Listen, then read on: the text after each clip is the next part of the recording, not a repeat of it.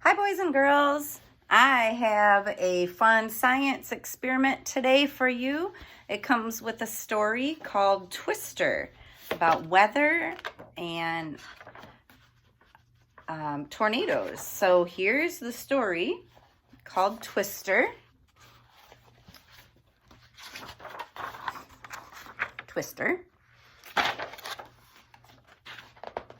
Squeak, scrock, squeak, scrock. Our porch swing hangs by two chains. Its slats are warm with sunshine. The paint is peeling. Specks of green stick to the backs of our legs, but we don't mind. Our porch swing can be anything we want it to be. Today it is our throne. I'm Queen Lucille. My brother is King Nat. We are licking orange popsicles because that's what kings and queens do. I give Nat his royal wheelbarrow ride all over our yard. Under Mama's clothesline, between sheets and towels, and along the fence that separates our grass from Mr. Lyle's. Say hey, shouts Mr. Lyle the way he always does. He hobbles through his daffodils to the barbed wire fence. Say hey, we holler back. We give him our royal handshake. Up, down, touch elbows, high five. That's a fun thing to think about. Do you have a special handshake with a family member or a friend? I know my boys and my husband had a special one. We barrel on over tickly grass and sandy molehills that sink when I step on them. After a while, I dump Nat out. It's my turn, I say. I lie back in the wheelbarrow. Far away, the sky looks green, like Mama's guacamole. Sprinkles dot my face. The air feels so thick I can almost poke my finger through it. Nat pushes me fast. I jiggle along, tasting raindrops as we go. Raindrops, what's coming? Lightning crackles. Nat spills me out. Thunder chases us inside. There you are, Mama says as she opens the screen door. Looks like we're in for a gully washer. Thunder shakes the windows. Rain splinks onto the tin roof of our trailer. Another great spot to pause and think about, what is a gully washer? We look out into the kitchen window. Bird feeders twirl on their strings, spilling seed and knocking into branches. Mr. Lyle's daffodils droop, their petals full of water. The rain stops. Hail cracks onto the roof and bounces in the grass like popcorn popping. The porch swing bangs and clangs. The rabbit who lives under the snowball bush zips out, dashing across our yard. Hurry, little rabbit, I whisper. It skitters under an old pile of brush and tires. Our lights blink off. So do Mr. Lyle's. I hold my breath. Mama pulls us close. Will Mr. Lyle be okay, I ask? Sure, Mama says, but her eyebrows look scrunched and worried. Mama lights a candle. We move to her bedroom and turn on the radio, watching clouds dark and furious. Far away, one looks like a lion. Its tail reaches down.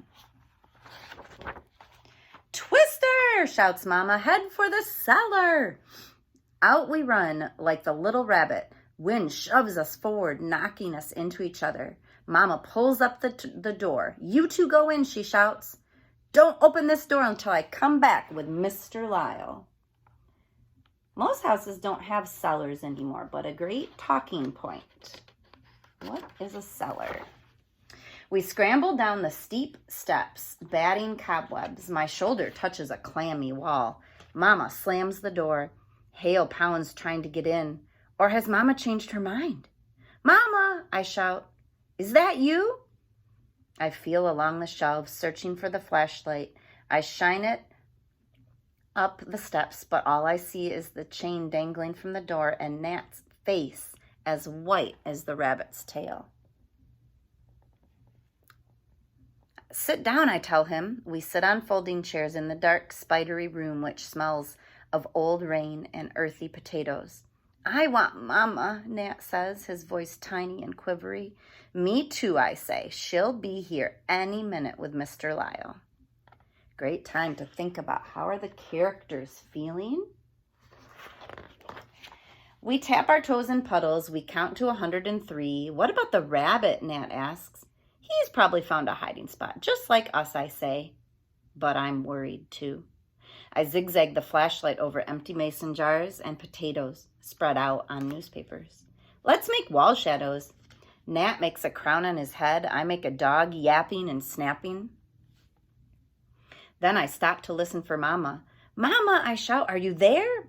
But all I hear is the roaring wind and our banging, clanging porch swing. Where's Daddy? Nat asks. Daddy's at work, I tell him. We'll be okay. Nat's eyes look big and round and full of tears. Let's compare scars, I say, yanking off my flip-flop. See, this one was done by a post-hole digger, but you're too little to remember. Nat shows me his fence hopping scar, the scab on his right knee, and a freckle on his pinky. Suddenly, it's silent. So silent, I can hear Nat breathe. Then, with a ferocious roar, the twister strikes. It claws and chomps and pulls at our cellar door. I rush to grab the chain. Hold on! What if it's Mama or Mr. Lyle? Nat shouts. It's not! Hold on! The monstrous howling shakes my chest and makes my insides shiver. Then, once again, it's silent. We collapse on the steps, shaking and crying, holding each other tight. Should we open the door now? Nat whispers. It's safe. Mama said not to, but Mama might need us. You're right, I say. We push open the door. New air hits our faces and we squint in the bright sunshine. Mama, we call. Mama! I turn toward Mr. Lyle's, but the sight of our porch swing stops me. An arm is broken. A slat is missing. It's sloping on one chain. Mama, Mr. Lyle! There they are, Nat says, under the porch. He grabs my hand and runs. So they found a spot hiding under the porch. Say hey, shouts Mr. Lyle. Say hey, we holler back. Mama reaches out to us and we hug and cry until there are no tears left. Holding hands, we walk through our yards, shaking our heads at the damage.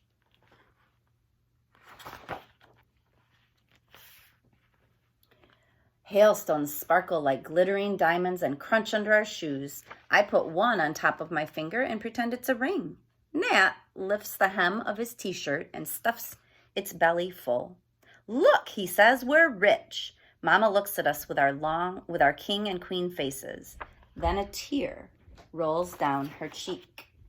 Quickly, I lift the porch swing. I hook it back on its chain and prop up its arm. Here, I tell Mama, sit down. Mama and Mr. Lyle sit. We squeeze in between them. Screekity-scrock, screekity-scrock. Our porch swing makes a new sound and even better than before. An arm is broken, a slat is missing, and now it swerves to the left. But we don't mind. Our porch swing can be anything we want it to be. And today, it is our throne. So, at home, if you want to, and you don't need a jar, you need something that has straight sides, like a water bottle. If it has curved, it won't work as well. Put the water in it, then put the drops of dish soap. If it's not working, put more dish soap. And you can make a tornado in a jar or a bottle. If you do soap first, then you have to fill it up and let the bubbles come out. So do water, then soap. You'll have to shake it up and wait a little bit. But then you swirl it. And look, can you see it? Try it again. Oh, it might be kind of hard to see. Trying to get you to see it.